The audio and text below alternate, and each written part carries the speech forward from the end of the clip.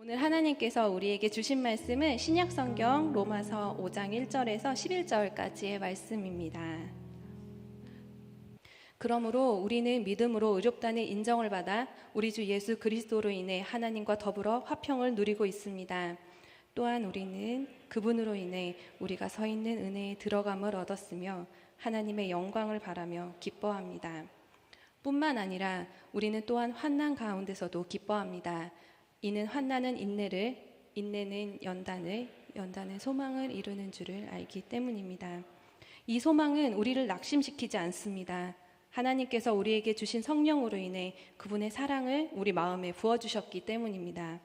우리가 아직 연약할 때 그리스도께서는 작정된 시기에 경건하지 않은 사람을 위해 죽으셨습니다.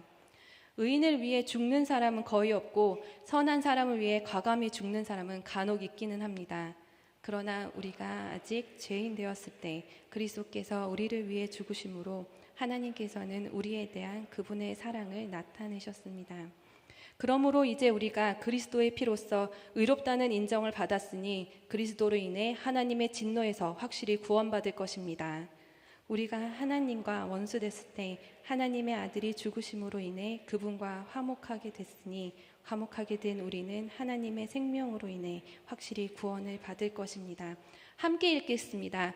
그뿐 아니라 이제 우리는 우리를 하나님과 화목하게 하신 우리 주 예수 그리스도로 인해 하나님 안에서 기뻐합니다. 아멘. 아브라함은 의로운 행위나 그리고 의로운 행동 때문이 아니라 하나님의 말씀을 믿음으로 인하여 의롭다 함을 받았다. 그리고 그의 모든 시선을 하나님께 둠으로 인하여 하나님만 바라보고 하나님만 믿고 그로 인해 하나님 앞에 믿음으로 의롭다 함을 받았다라고 우리가 지난주에 이야기했습니다. 무엇보다 특별했던 것, 아브라함이 믿음의 조상이 될 수 있었던 이유가 무엇이라고 제가 말씀드렸죠. 영원한 하나님의 영광을 썩어 없어질 것들로 바꾸는 세상 속에서 유일하게 모든 영광을 하나님 앞에 올려드렸기 때문에 아브라함은 신인류, 믿음의 조상으로서 하나님께서 세우셨다라는 것을 우리가 지난주에 들었습니다. 그리고 이것을 꼭 기억할 수 있게 되기를 축복합니다.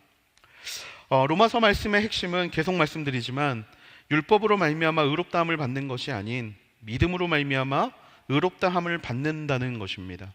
이것이 로마서의 전부이고 로마서는 이것을 설명하기 위하여 쓰여진 책입니다.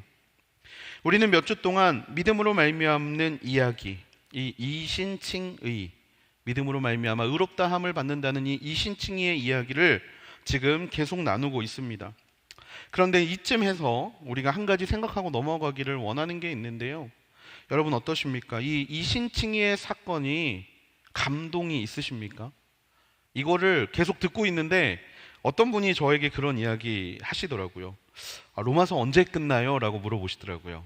그래서 제가 내년 10월에 끝납니다 라고 말씀을 드렸습니다. 그래서 왜 그러세요? 라고 물어봤더니 맨날 똑같은 이야기를 듣는 게 사실은 좀 쉽지 않다라는 말씀을 저에게 하시더라고요.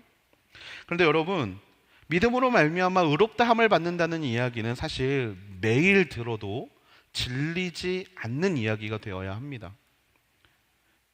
로마서가 계속되고 있는 지금 혹 감동보다는 지루함이 우리 안에 있다라면 사실 우리는 우리의 믿음 그리고 우리의 삶을 너무 떨어뜨려 놓고 생각하고 있는 건 아닌지를 돌아보아야 합니다. 여러분, 영국과 일본이라는 나라의 공통점이 있습니다. 무엇이냐면 영국에는 여왕이 있고 일본에는 왕이 있다라는 겁니다. 그런데 이 여왕과 왕이 있다라는 사실, 이들은 나라의 얼굴입니다. 모든 사람들이 나라의 상징이라고 이야기를 해요. 그런데 그들의 삶은 어떻습니까? 그들의 삶은 이 여왕과 왕이 있는 삶이라고는 전혀 생각할 수 없습니다. 전혀 다른 삶을 살고 있어요. 여왕과 왕이 이들의 삶에 어떠한 영향력도 미치지 못하는 게 사실입니다. 나라는 총리가 다스리고 백성들은요, 그냥 나라를 상징하는 왕이라는 존재가 있다는 것을 인정할 뿐이지 그들의 삶이 매이지 않습니다. 여러분, 우리의 신앙이 이와 같지 않은지 우리는 한번 생각해 보면 좋을 것 같아요. 하나님이 우리의 왕입니다 라고 우리는 고백합니다. 당신은 우리의 주님이십니다 라고 고백은 하지만 그 하나님의 어떤 나를 향한 영향력이 전혀 없다든지, 아니면 이 영국과 일본의 왕과 여왕처럼 그냥 나랑은 전혀 상관없는 존재라고 살아가고 있다라면, 이렇게 삶과 믿음이 괴리되어 있다라면 믿음으로 인해 구원을 받는다는 사건은 내게 어떠한 감흥이 없고 감동도 없다라는 것입니다. 여러분, 믿음의 문제를 우리는 가볍게 여기지 않기를 원합니다. 믿음의 문제는요, 생명의 문제입니다. 이것은 절대로 지루할 수 없는 문제입니다. 믿음으로 인해 의롭다함을 얻은 이 일은 매일 들어도, 매 시간 들어도, 매 초 들어도 우리에게 감동이 있어야 하는 이야기입니다. 매 순간 이 믿음으로 말미암아 의롭다함을 얻는 하나님을 즐거워하고 기뻐하는 마음이 저와 여러분 마음 가운데 있도록 우리는 항상 매 순간 스스로를 돌아보아야 합니다. 믿음의 문제는 생명의 문제라고 말씀드렸습니다.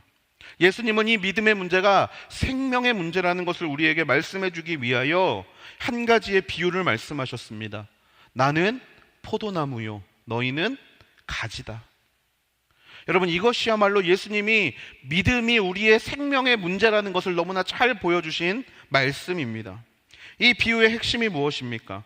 가지가 나무에 붙어 있지 않으면 가지는 죽은 존재가 된다는 겁니다.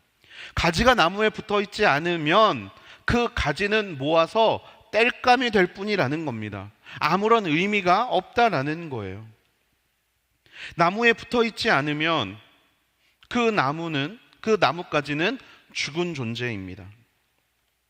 우리가 예수라는 포도나무에 가지가 될 수 있게 되는 것, 우리라는 어떻게 보면 어떠한 나무인지 정체조차 알 수 없는 우리의 인생을 예수님께서는 포도나무라는 당신에 접붙여 주셨는데, 이 접붙임의 방법, 그것이 무엇이다? 믿음이다라는 거예요. 가지가 나무에 달려 있게 하는 것, 믿음. 한마디로 믿음으로 말미암아 의롭다함을 받은 자의 인생은 포도나무라는 예수 그리스도에게 붙어 있는 가지가 되어야 하고, 그렇기 때문에 그 가지는 생명력이 있어야 하며 포도 열매를 맺을 수 있어야 한다라는 것입니다. 변화가 있어야 한다라는 것. 감동이 없는 인생이 아니라 감동이 있는 인생, 의미가 없는 인생이 아니라 하나님께서 의미를 만들어주시는 인생, 그런 인생이 무엇으로 가능하다? 믿음으로 가능하다라는 겁니다. 아브라함이 그랬던 것처럼 하나님의 영광을 썩어 없어질 것과 바꾸고 있는 지금의 상황 가운데, 지금의 세상 가운데 우리는 포도나무에 믿음으로 접붙임 받은 자로서, 믿음의 후손으로서 모든 영광을 하나님 앞에 올려드리는 변화의 인생을 살아야 할 줄로 믿습니다. 하나님께서는 그 명령을 우리에게 주시는 거예요. 유대인들과 싸워가면서 우리에게 진짜 진리가 무엇인지를 알려주신 이유는 그 믿음을 가지고 우리에게 살아내라고 명령하시기 때문입니다. 하지만 우리 하나님은 항상 그랬듯이 그렇게 믿음으로 말미암아 의롭다함을 받은 인생, 열매를 맺는 인생, 변화를 받는 인생을 살아내라고 말씀을 하심과 동시에 하나님은 우리에게 당신의 복을 허락하셨습니다. 그 복은 결국 능력이 되죠. 하나님이 주시는 그 복, 믿음으로 인해 의롭다함을 받은 이에게 주시는 복이 과연 무엇인가? 오늘 말씀은 우리에게 두 가지로 말해주고 있습니다.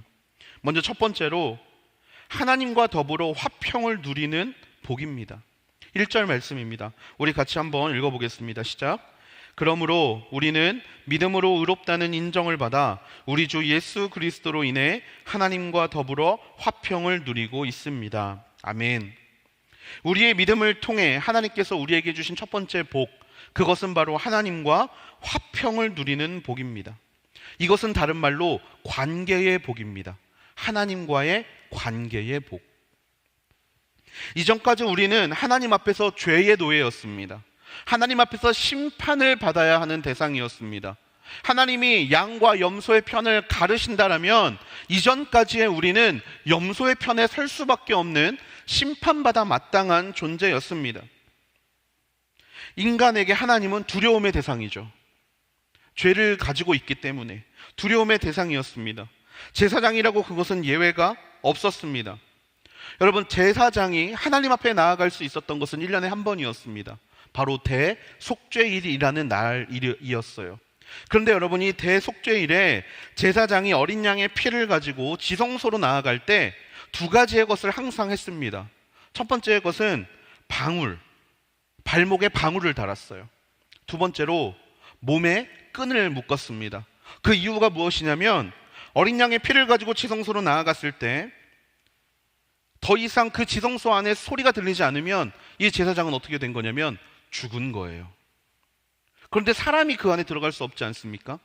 방울 소리가 들리지 않으면 밖에 있던 다른 제사장들이 그 끈을 통하여 제사장을 끌어냅니다. 죄로 인해 죽을 수밖에 없는 사람들. 여러분, 우리의 존재가 하나님 앞에 그런 존재였다라는 거예요. 두려움의 존재. 하나님은 두려우신 분. 하나님의 임재를 막아달라고 이야기할 만큼, 하나님의 말씀을 멈춰달라고 할 만큼 우리는 그렇게 하나님을 두려워하는 존재였습니다. 하지만 그런 관계가 어떻게 변했습니까? 이전보다 죄를 짓지 않아서 관계가 변한 게 아닙니다. 하나님은요, 이 관계의 변화를 위해서 그분의 유일하신 독생자를 이 땅 가운데 보내심으로 인하여 죄로 인해 죽을 수밖에 없는 죄인과 심판주와의 관계를 아버지와 자녀의 관계로 바꿔 주셨습니다.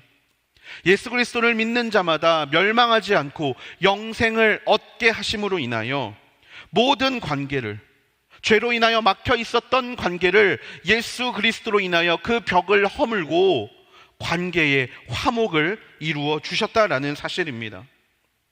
그래서 이제 우리는 하나님을 뭐라고 부를 수 있습니까? 아빠, 아버지라고 부를 수 있게 되었다라는 거예요. 여러분, 과연 이 사실이 우리에게 어떤 복이 되겠습니까? 너무나 많이 우리가 잘 알고 있는 이 사실이 우리에게 과연 어떠한 복이 됩니까? 히브리서 10장 19절에서 20절은 이렇게 이야기합니다.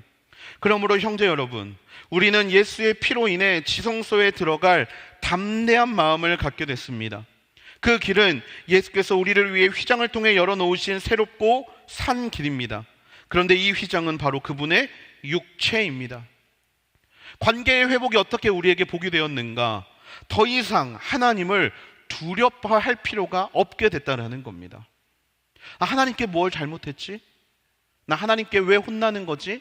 내가 왜 하나님께 혼나야 하는 거지? 왠지 잘못하면 혼낼 것만 같으니 하나님과 나와의 관계가 변해졌다라는 거예요. 그 관계의 변화로 인하여 하나님이 우리에게 주신 것은 무엇이냐? 담력입니다. 담력. 담대하게 나아갈 수 있는 힘.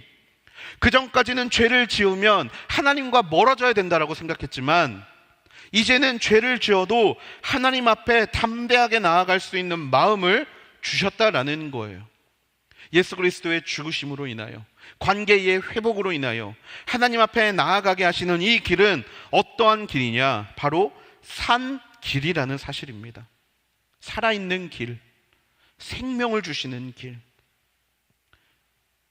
하나님께서 예수 그리스도를 통해 우리와 하나님과의 막힌 모든 것을 허물어 주셨기 때문에 우리가 지금의 세상에서 할 수 있는 일들이 생겼습니다.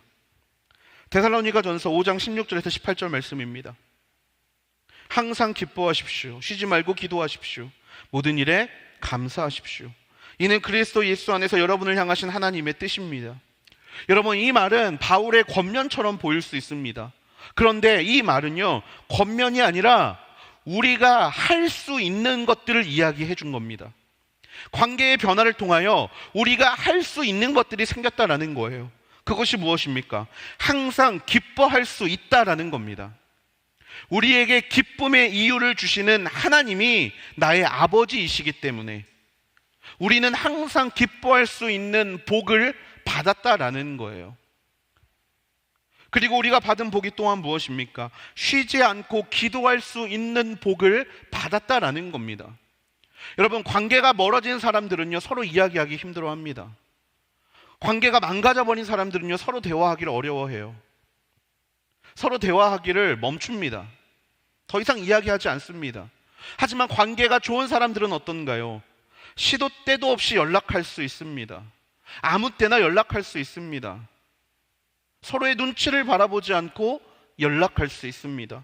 여러분, 우리가 그렇게 기도할 수 있게 되었다라는 겁니다. 자녀가 필요할 때 언제나 부모님을 찾을 수 있는 복을 우리가 하나님 앞에 받았다라는 거예요. 관계의 회복으로 인하여. 죄인은 하나님 앞에 나아갈 수 없지만 이제 자녀가 됐으니 언제든지 하나님을 찾을 수 있게 되었다라는 겁니다. 그리고 마지막으로 모든 일에 감사할 수 있게 되었다라는 거예요. 감사할 수 있게 되었습니다. 왜 우리는 감사할 수 있습니까? 하나님이 언제나 나의 아버지 되어주시니 모든 일이 나를 위한 일일 것을 알고 있기 때문에, 지금 비록 어려운 순간이라더라도 이것이 나에게 하나님이 주시는 은혜의 시간이 될 것임을 알기 때문에, 지금 내가 비록 다투고 있고 싸우고 있고 무언가 내가 원하지 않는 것들을 받아서 상처받고 있다 할지라도 우리는 어떻게 할 수 있다? 감사할 수 있다라는 거예요. 왜? 관계가 회복되었기 때문에. 여러분, 하나님과의 관계가 화목의 관계로, 화평의 관계로 회복이 되셨습니까? 여러분, 그렇다면 하나님이 말씀하시는 이 관계의 복을 누릴 수 있게 되는 저와 여러분이 되기를 주님의 이름으로 축복합니다. 여러분이 이 관계의 복은요, 다른 말로 능력입니다. 여러분, 능력은 어떻게 해야 하죠? 사용해야 합니다. 사용해야 돼요. 능력을 그냥 놔두는 것은요, 그것은 능력이 아닙니다. 여러분, 히어로가, 슈퍼맨이 앞에서 누군가가 죽어가고 있는데 자신에게 주어진 이 능력을 사용하지 않는다면 그는 히어로가 아니에요. 가지고 있는 것은 그 사람의 능력이라고 말할 수 없습니다. 언제 이것이 나에게 능력이 되느냐? 사용할 때 능력이 되는 거예요. 여러분, 관계의 회복을 통해 하나님은 이 복을 우리에게 허락하셨습니다. 내 마음이 헤아릴 수 없는, 참을 수 없는 슬픔으로 가득 찰 때, 내 인생이 아무런 의미를 발견할 수 없을 때라 할지라도 나의 아버지 되신 하나님을 내가 믿으니 하나님이 내가 항상 기뻐할 수 있게 해주심을 내가 믿습니다. 그렇게 고백하고 선포하고 사용할 수 있게 되는 저와 여러분이 되기를 소망합니다. 또한 내 마음 가운데 해결하기 어려운 문제, 누군가가 필요할 때, 누군가를 찾고 싶을 때 나의 아버지 되어주시고 나의 하나님 되어주시는 바로 그분께 기도할 수 있는 특권을 언제나 사용할 수 있는 저와 여러분이 되기를 축복합니다. 내 마음 가운데 짜증과 불평과 불만과 절망과 좌절이 가득할 때, 그럼에도 불구하고 협력하여 선을 이루실 하나님을 내가 믿기 때문에 하나님, 내가 감사합니다 라고 고백할 수 있는, 그 감사의 능력을 사용할 수 있는 우리 모두가 되기를 소망합니다. 하나님의 이 능력을 사용할 수 있는 축복을 당신의 자녀된 자들에게 주신 줄로 믿습니다. 그 하나님은 지금 이 능력을 사용하기를 바라세요. 그냥 놔두지 마십시오. 사용하라고 주신 이 능력을 하나님 앞에 귀하게 올려드릴 수 있는 저와 여러분이 되기를 축복합니다. 믿음으로 인해 의롭다함을 받은 사람들에게 주신 두 번째 복은 하나님의 영광을 바라고 기뻐하는 복입니다. 2절 말씀입니다. 또한 우리는 그분으로 인해 우리가 믿음으로 서 있는 이 은혜에 들어감을 얻었으며 하나님의 영광을 바라며 기뻐합니다. 의롭다 여김을 받은 사람들은 하나님의 영광을 바랍니다. 여러분, 영광을 바란다라는 뜻이 무슨 뜻이냐면, 장차 하나님이 이 땅에 오셔서 당신이 유일한 창조주이심을 이 땅 가운데 선포하시고 말씀하시는 순간 그 하나님의 영광에 내가 참여하기를 바란다라는 말이에요. 한마디로 하나님의 심판이 이 땅 가운데 임할 때 하나님 앞에 서기를 원하는 마음입니다. 여러분, 이 하나님의 영광을 바라는 마음이 왜 우리에게 필요합니까? 이것이 우리에게 어떻게 힘이 됩니까? 이것이 우리에게 힘이 되는 이유는 이 하나님의 영광을 바라는 자는 하나님과의 오늘의 삶이 긴밀하게 연결이 되기 때문입니다. 무슨 이야기냐? 앞에서 말씀드린 하나님과 화평을 이루는 자의 삶은요, 그 능력을 주신 이유 때문에 하나님이 그의 삶을 매일 채우시고 매일 보호하시고 매일 이끌어가는 인생입니다.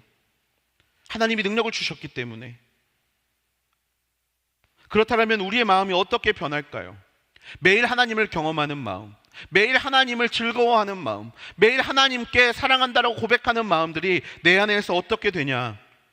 매일 커진다라는 거예요. 매일 커지게 됩니다. 여러분, 연애 해보셨잖아요. 연애 해보신 분들은 아시잖아요.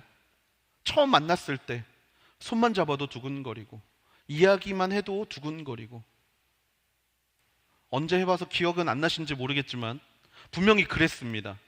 우리는 조그만 거에도 가슴 떨리고, 조그만 거에도 기뻐했고, 조그만 거에도 이 멈추지 않는 이 심장 때문에 이게 진짜 사랑이구나라는 걸 느꼈을 거예요. 여러분, 하나님과의 관계도 그렇지 않습니까? 화평의 관계를 누리면 누릴수록 나를 도우시는 하나님, 나의 작은 신음에도 응답하시는 하나님, 내가 외롭다고 이야기하는 순간에 언제나 내 옆에 계시는 하나님을 알아가면 알아갈수록 내 안에서 어떤 마음이 커지는가? 하나님을 향한 마음이 커지게 된다라는 거예요. 여러분, 이런 사람들이 하나님을 떠날 수 있겠습니까? 말만 하면 해주시는데, 말만 하면 위로해 주시고, 말만 하면 살게 해주시고, 하나님을 찾으면 너무나 따뜻하게 나를 안아주시는 그 하나님을 경험하는 사람들이 그 하나님을 떠날 수 있겠습니까? 그럴 수 없다라는 거예요. 모든 일이 있으면 제일 먼저 하나님께 달려간다라는 겁니다. 하나님, 나 어떻게 하죠? 하나님, 나 큰일 났는데. 하나님, 나 좀 도와주세요. 하나님, 나 좀 살려주세요. 그렇게 하나님을 향한 마음이 쌓여서 심판으로 하나님이 이 땅에 오시는 날이라 하더라도 하나님이 이 땅에 오셔서 너무 좋습니다. 그렇게 관계로 인하여 하나님 앞에 사랑을 고백할 수 있는 관계, 이것이 바로 하나님의 영광을 바라는 사람의 모습이라는 사실입니다. 여러분, 주의 집에서의 하루가 다른 곳의 첫날보다 좋다라는 찬양이 이해가 되십니까? 주의 집에서의 하루가 다른 곳의 첫날보다 좋으니, 여러분, 이 고백이 나올 수 있는 이유가 무엇입니까? 하나님과 긴밀하게 연결되어 있기 때문이에요. 하나님이 나의 사랑임을 매일 고백하며 살기 때문에 다른 곳의 첫날과 하나님 앞에서의 한날이 비교할 수 없는 기쁨과 행복이 된다라는 고백인 것입니다. 여러분, 이런 하나님을 경험할 수 있게 되는 우리 모두가 되기를 소망합니다. 여러분, 하나님과의 관계가 어떻습니까? 여러분에게 있어서 하나님은 어떤 존재이십니까? 신학교를 들어갔을 때 제일 처음 다른 전도사님이 저에게 물어봤던 질문이 바로 이것이었습니다. 하나님은 당신에게 어떠한 하나님이십니까? 그래서 저는 그분에게 이렇게 대답했습니다. 하나님은 나에게 징벌의 하나님이라고 말씀드렸어요. 왜 그러느냐? 사실 지금까지 살아오면서 항상 하나님이 나를 채찍질 하시는 것은 너무 많이 느꼈는데, 하나님을 나를 사랑한다라고 느낀 적이 사실 별로 없습니다. 맨날 실패하게 하시고, 실패해도 힘들지 말라라고 이야기하시고, 경주하는 말처럼 매일 나를 때리시고 채찍질하는 하나님이 지금까지 나를 이끌어 오신 것 같습니다 라는 이런 저의 고백을 통해 그분이 저에게 하신 말씀은 다른 게 아니라 이거였어요. 하나님이 당신을 사랑하심을 먼저 깨달을 수 있게 되기를 소망한다고. 여러분, 그렇습니다. 우리가 하나님 앞에 나오는 것이 무언가 징벌의 하나님, 우리를 때리시고 우리를 바른 길로 이끌어 가시는 하나님만 경험하고 있다면, 우리는 지금 이 시간 믿음으로 인하여, 오직 믿음으로 의롭다 하시는 그 하나님의 사랑의 마음을 깨달을 수 있어야 합니다. 하나님은 절대로 우리를 징벌하기 위해 존재하시는 분이 아니십니다. 하나님은 우리를 너무나 사랑하시는 분이에요. 모든 것을 함께 하기를 원하시는 분입니다. 아침에 눈을 떴을 때부터 밤에 잠이 들기까지 하나님은 언제나 우리의 이야기를 듣기를 원하십니다. 어려움의 순간, 깊은 웅덩이와 수렁에 빠질 때에도 하나님은 우리를 바라보고 계시고 하나님을 향해 손 내밀기를 원하고 계십니다. 모든 시선이, 모든 방향이 누구를 향해 있는가? 나를 향해 있는 분이 우리 아버지라는 사실입니다. 이런 하나님과의 관계에 사랑이 넘칠 수 있는 우리가 되어야 합니다. 그 하나님을 경험할 수 있어야 합니다.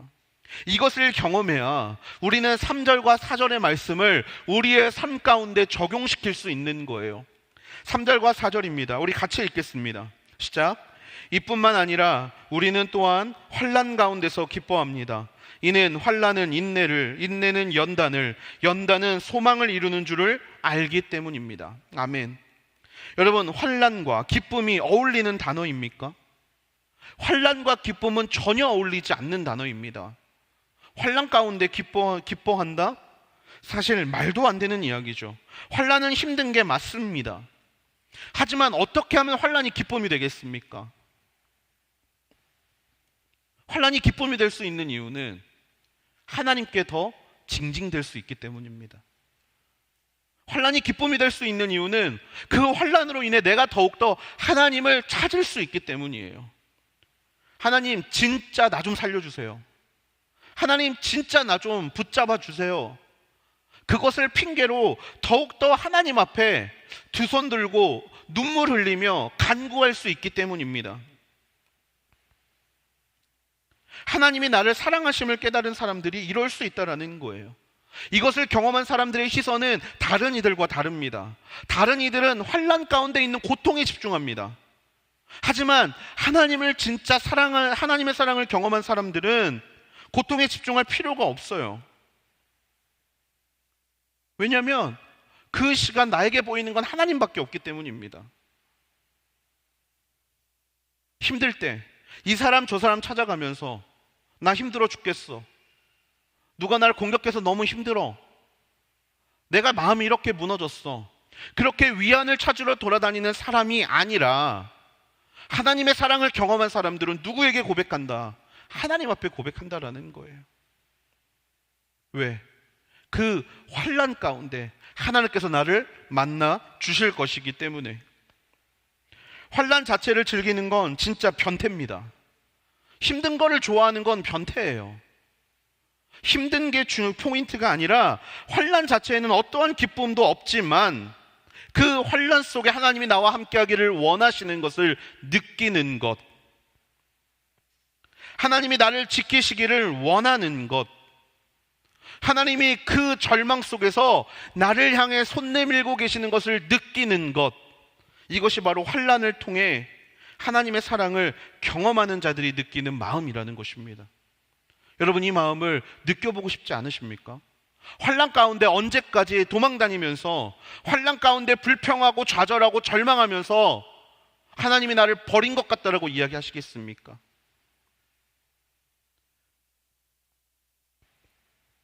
환난은 우리에게 인내를 가져옵니다.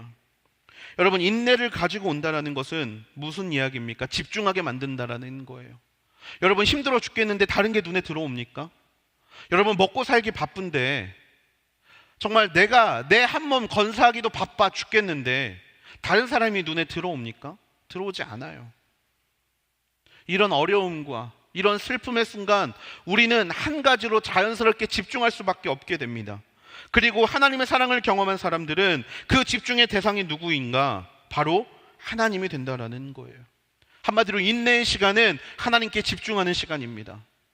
하나님, 내가 너무 힘들어 죽겠습니다. 내가 어떻게 해야 될까요? 내가 이 순간 어떻게 하나님 앞에 나아가야 될까요? 이 환난을 위해 참아가면서 하나님 앞에 집중하는 인생. 그리고 이 인내라는 것은, 이 집중하는 시간은 우리에게 무엇을 가져다 주는가? 연단을 가져다 줍니다. 하나님을 바라보는 사람에게 찾아오는 모든 더 깊은 아픔과 더 깊은 슬픔 속에서 우리는 스스로 계속 그 문제를 하나님 앞에 가져감을 통하여서 더욱더 단단해지는 시간을 갖게 됩니다. 연단이라는 단어는 시험을 통과했다라는 뜻입니다. 연단이라는 것은 시험을 지나갔다라는 뜻입니다. 이 연단의 시간은 그래서 우리를 더욱더 굳세게 만듭니다. 환난이 만들어내는 하나님께 집중하는 시간을 통하여서 하나님이 우리를 두드리시고 하나님이 우리를 더욱더 단단하고 굳세게 만들어 주신다라는 것입니다. 여기서 하나님이 우리를 더욱더 단단하게 만드시는 것은 무엇일까? 바로 하나님을 향한 사랑이라는 거예요. 하나님이 그 시간에 우리를 하나님의 사랑을 더욱더 굳건하게 만들어 주신다라는 겁니다. 그리고 그 결과는 무엇이냐? 소망입니다. 소망. 하나님의 사랑하는 마음이 너무나 커져서 우리의 입을 열어 하나님 앞에 이렇게 고백하게 되는 거예요. 하나님, 저 하나님 앞에 빨리 가고 싶어요. 저 하나님과 빨리 하나님 품에 안기고 싶어요. 여러분, 믿음을 고백하는 사람들, 믿음으로 인하여 하나님 앞에 의롭다고 얻은 사람들이 죽음을 두려워하지 않는 이유가 무엇입니까? 소망이 하나님께 있기 때문입니다. 하나님을 빨리 보는 것이 더욱더 큰 기쁨이고 즐거움이 될 수 있기 때문입니다. 그래서 그들에게 죽음은 장애물이 되지 않습니다. 그래서 그들에게 세상은 어떠한 영향력도 미칠 수 없습니다. 항상 하나님과 함께하고 싶다. 그분의 임재 안에 머물고 싶다. 그분과 영원히 함께하고 싶다. 결국 환난은 이러한 소망을 만들어내고 이 소망은 결국 하나님의 영광을 바라는 사람의 삶으로 우리에게 나타나게 된다라는 거예요. 여러분, 사랑의 과정이 없는 소망은요, 그냥 기대감일 뿐입니다. 그냥 어떻게 되겠지. 여러분, 이것은 절대로 신앙이 아닙니다. 그냥 참다 보면, 그냥 견디다 보면 뭐 알아서 되겠지. 여러분, 이것은 하나님이 말씀하시는 연단도 아니고 소망도 아닙니다. 이것은 그냥 단순한 기대일 뿐이에요. 막연한 뜬구름을 잡는 것과 같은, 뭐 아니면 도라고 이야기하는, 그냥 그렇게 흘러가 버리는 아무것도 아닌 마음입니다. 이때 필요한 것은 무엇인가? 하나님을 향한 사랑의 소망. 그리고 말씀드렸듯이 이 하나님을 향한 사랑의 소망, 하나님을 영광을 기대하는 이 마음을 누구에게 주신다? 믿음으로 말미암아 의롭다함을 매일 경험하고 깨닫는 사람에게 주신다라는 것입니다. 여러분, 환난 가운데 계십니까? 우리 안에 믿음이 있다라면 이 믿음을 가지고 하나님과 더욱더 가까워지는 시간이 될 수 있게 되기를 주님의 이름으로 축복합니다. 그리고 여러분, 믿음이 있으십니까? 이 시간을 통하여서 하나님이 우리를 더욱더 사랑하심을, 또 우리가 하나님 앞에 더욱더 단단한 사랑을 가지고 나아가는 시간이 될 수 있기를 주님의 이름으로 축복합니다. 5절 말씀입니다. 이 소망은 우리를 낙심시키지 않습니다. 하나님께서 우리에게 주신 성령으로 인해 그분의 사랑을 우리 마음에 부어주셨기 때문입니다. 행위로 인해 의롭다함을 받는다고 믿는 이들에게 찾아온 환난, 여러분, 그들에게 찾아온 환난을 어떻게 대합니까? 아니, 어떻게 하나님이 나한테 이럴 수 있어? 어떻게 하나님이, 내가 하나님 앞에 드린 게 얼마고, 내가 하나님 앞에 한 게 얼마고, 내가 하나님 앞에 드린 인생이 얼만데 어떻게 하나님이 나한테 이럴 수 있어? 라고 반응합니다. 반감의 마음, 버림받았다라는 마음, 내가 무언가 잘못했나? 그래서 하나님이 나를 이렇게 어렵게 하나라는 마음이 행위로 인해 의롭다함을 받는다고 믿는 이들에게 찾아오는 거예요. 하지만 믿음으로 인해 의롭다함을 받는 이들에게는 무엇이 없습니까? 자랑할 게 없습니다. 내세울 게 없습니다. 아무런 공로도 없고 아무런 의의도 없습니다. 그렇기 때문에 내세울 것이 없기 때문에 환난의 시간, 하나님, 환난인데 할 수 있는 게 아무것도 없네요. 하나님 도와주실 거죠. 그렇게 하나님 앞에 나아갈 수 있는 담력을, 힘을 하나님께서 우리에게 허락해 주십니다. 하나님은 우리에게 약속하셨어요. 믿음을 가지고 있는 사람들, 믿음으로 인해 의롭다함을 받은 이들에게, 그런 받은 이들을 하나님이 절대로 그냥 내버려 두지 않겠다. 하나님이 주신 이 소망에는 무엇이 없습니까? 낙심이 없습니다. 그 끝의 결과는 정해져 있습니다. 하나님이 더욱더 연단된 사랑의 마음을 가지고 하나님 앞에 나오게 하는 이들을 만드실 것이라는 확실한 약속. 이 마음을 성경은 뭐라고 이야기합니까? 사랑이라고 이야기합니다. 사랑. 내가 너를 절대 버리지 않겠다. 내가 너에게 준 이 소망은 절대로 너를 낙심시키지 않을 것이다. 그런데 성경을 읽다 보면 이 부분에서 오해가 생길 수 있습니다. 왜? 믿음으로 말미암는 사람들에게만 하나님이 사랑의 마음을 부어주시는가? 라는 의문이 말입니다. 그래서 그래서 오늘 말씀은요, 6절 이하의 말씀을 준비해 놓으신 거예요. 6절을 통해서 사랑의 범위를 우리에게 명확하게 보여주십니다. 6절입니다. 우리가 아직 연약할 때 그리스도께서는 작정된 시기에 경건하지 않은 사람들을 위해 죽으셨습니다. 하나님의 사랑은 결과론이 아닙니다. 하나님의 사랑은 6년 동안 열심히 공부하고 선생님 말씀 잘 듣는 이에게 장관상을 주고 그런 이들에게 도지사 상을 주는 이런 결과론적인 사랑이 아닙니다. 하나님의 사랑은 무엇을 했기 때문에 하는 사랑이 아니라 우리가 아직 연약할 때에, 우리가 아직 죄인이었을 때에, 무엇보다 우리가 아직 경건하지 않았을 때에 보여주신 사랑이에요. 그 이야기는 무엇을 뜻합니까? 하나님의 사랑의 바운더리는 모든 사람이라는 거예요. 지금 비록 내가 하나님 보시기에 떳떳하지 못하고 지금 비록 내가 하나님 앞에 나아가기 부끄러운 존재라고 하더라도 하나님의 사랑의 범주 안에 누가 들어가 있다? 내가 들어가 있다라는 것입니다. 아직 경건하지 않았을 때에 하나님은 하나님께서 작정된 시기에 우리를 얼마나 사랑하시는지를 이미 보여주셨다라는 거예요. 당신을 거부하는 사람들, 당신을 저주하는 사람들, 당신을 무너뜨리려 하는 모든 사람들에게도 동일하게 하나님의 사랑을 보여주셨습니다. 그래서 그 결과 로마서 5장 8절의 말씀을 바로 저와 여러분에게 주셨습니다. 우리 다 같이 한 목소리로 읽겠습니다. 5장 8절 말씀입니다. 시작. 그러나 우리가 아직 죄인이었을 때 그리스도께서 우리를 위해 죽으심으로 하나님께서는 우리에 대한 그분의 사랑을 나타내셨습니다. 아멘. 여러분, 개역개정은 이 부분을 더욱더 명확하게 이야기하죠. 확증이라고 이야기합니다. 확실한 증거로 우리에게 보여주셨다라는 거예요. 우리가 아직 죄인이었을 때에 그리스도를 십자가에 죽게 하심으로 인하여 당신의 사랑이 말뿐인 사랑이 아님을, 당신의 사랑이 선택적인 사랑이 아님을, 당신의 사랑이 믿는 모든 이들뿐만이 아니라 앞으로 하나님을 바라볼 모든 이들을 위해 당신의 사랑을 확실하게 증명하셨다라는 것입니다.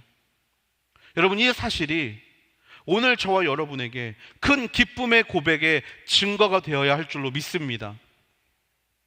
7절 말씀입니다. 의인을 위해 죽는 사람은 거의 없고 선한 사람을 위해 과감히 죽는 사람은 간혹 있기는 합니다. 하나님의 사랑은 우리가 세상에서 바라볼 때 의인을 위해 죽는 사람과 같은 이런 죽음을 말하는 게 아니라는 거예요. 좋은 사람, 가족을 위해 죽는, 가족을 위해 희생하는 이런 희생, 여러분, 이런 희생을 말하는 게 아니라는 겁니다.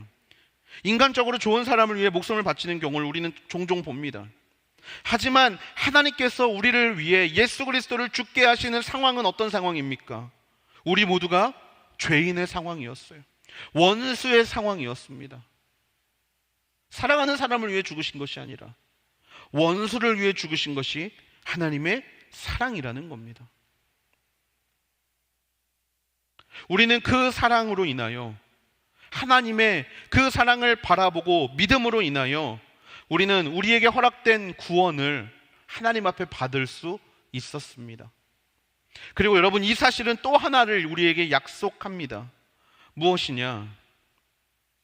이 구원은 우리의 과거뿐만이 아니라 우리의 앞으로의 모든 삶 가운데서도 동일하게 이 구원의 법칙, 믿음으로 인하여 구원을 받는다는 법칙이 적용된다라는 거예요. 9절과 10절은 바로 그 사실을 우리에게 이야기합니다.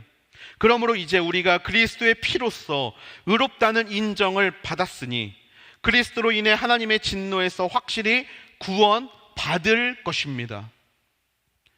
우리가 하나님과 원수됐을 때 하나님의 아들이 죽으심으로 인해 그분과 화목하게 됐으니 화목하게 된 우리는 하나님의 생명으로 인해 확실히 구원받을 것입니다. 여러분, 시제가 바뀐 것을 인식하셨습니까? 이전까지는 믿음으로 말미암아 우리는 구원을 받았다라고 이야기를 하지만 9절과 10절에서는 구원을 받을 것이라고 이야기하고 있어요. 과거에 우리의 죄인의 상태에서 구원을 얻었다면, 그리고 우리에게 찾아올 내일에도 하나님께서 준비해 놓으신 구원은 항상 그 자리에 있다라는 사실입니다. 우리의 이전 날과 우리의 이후가 모두 하나님 안에, 하나님의 은혜, 믿음으로 인하여 구원을 받는다는 은혜 안에 있다는 것을 우리가 인정한다라면 우리가 지금 집중해야 될 것이 있습니다. 무엇이냐면 바로 우리의 현재입니다. 현재. 우리의 삶은 어떠한 인생이어야 되어야 합니까? 그리스도 예수로 말미암아 하나님 안에서 화평을 누리는 자가 되어야 한다라는 거예요. 예수라는 포도나무에 접붙임 붙은 가지라면 하나님, 그 하나님과 화평을 이루는 자의 삶으로 살아야 한다라는 것입니다.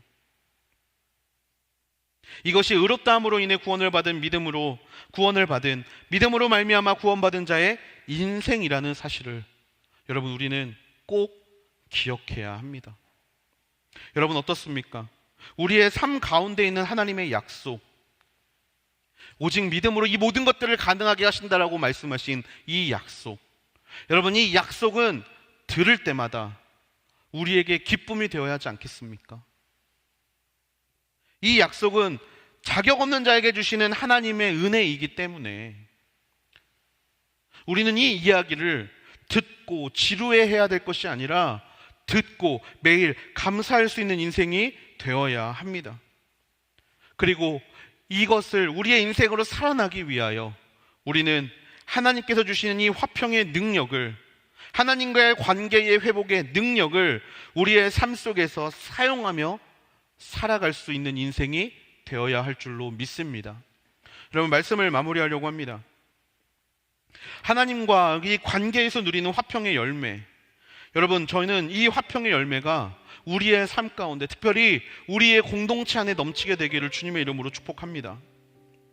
여러분 죄인이었을 때 우리는 하나님의 죽으심만을 바라볼 수밖에 없습니다.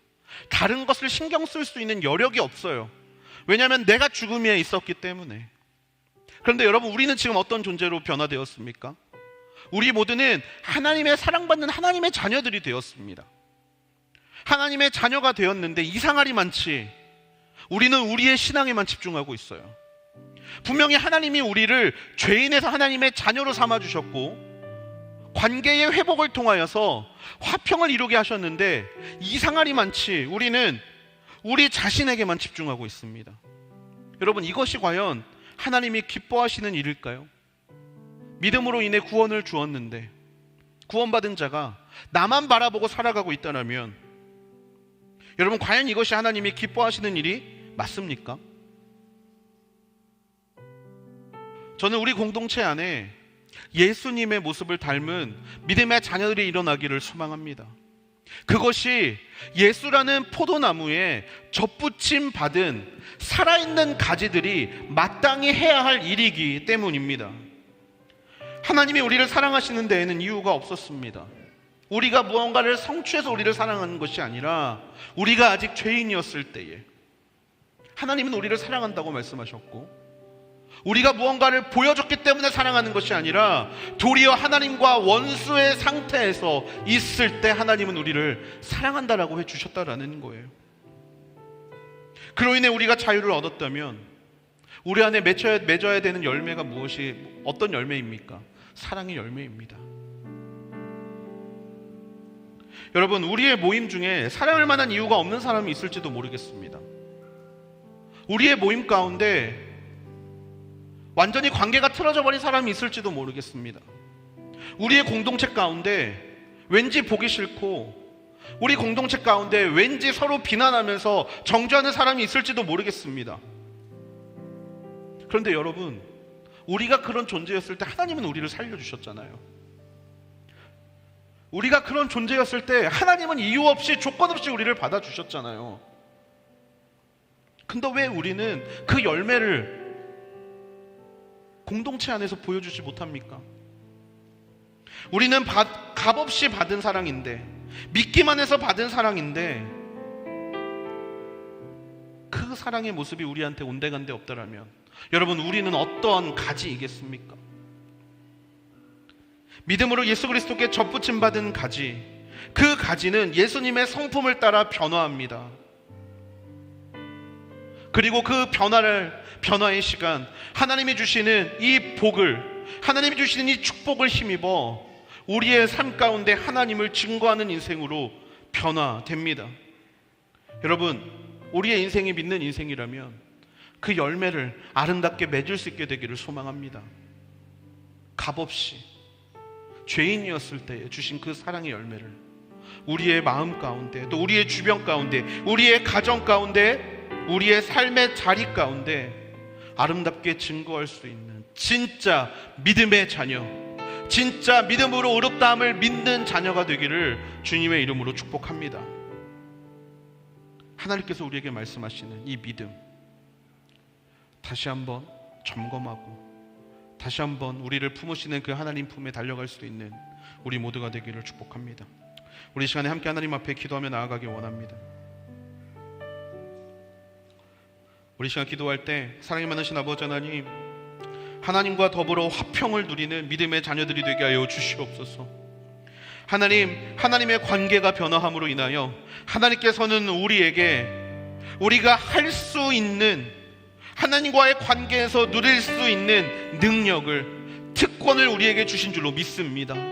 사랑이 많으신 아버지 하나님, 하나님을 아버지라고 부를 수 있음에 아버지, 우리는 항상 기뻐할 수 있습니다. 하나님, 우리는 항상 기도할 수 있습니다.